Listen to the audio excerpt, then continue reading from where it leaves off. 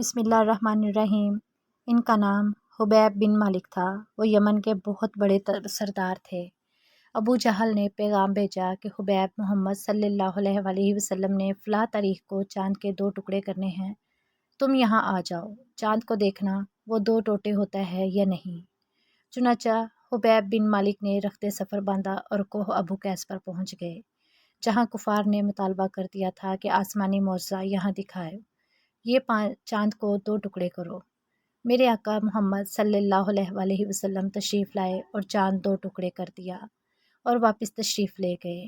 خصائص الکبریٰ میں موجود ہے کہ 1.5 گھنٹہ تک چاند 2 ٹکڑے رہا۔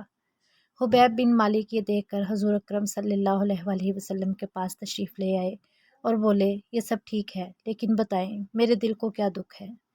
آپ صلی اللہ علیہ وسلم نے فرمایا، تیری ایک ہی بیٹی ہے جس کا نام ستیحہ ہے، وہ اندھی، لولی، لنگڑی، بہری اور گونگی ہے، تجھے اس کا دکھ ہی اندر سے کھائے جا رہا ہے، جاؤ، اللہ تعالیٰ نے اس کو شفا دے دی ہے۔ حبیب یہ سنتے ہی دوڑ کر اپنے گھر آئے تو ان کی بیٹی ستیحہ نے کلمہ پڑھتے دروازہ کھولا۔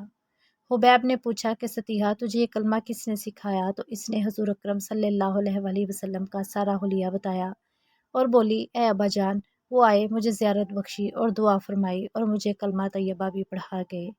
حبیب واپس گئے اور کلمہ پڑھ کر مسلمان ہو گئے۔ نہ صرف مسلمان ہوئے بلکہ اسلام کی خدمت میں بھی پیش رہے۔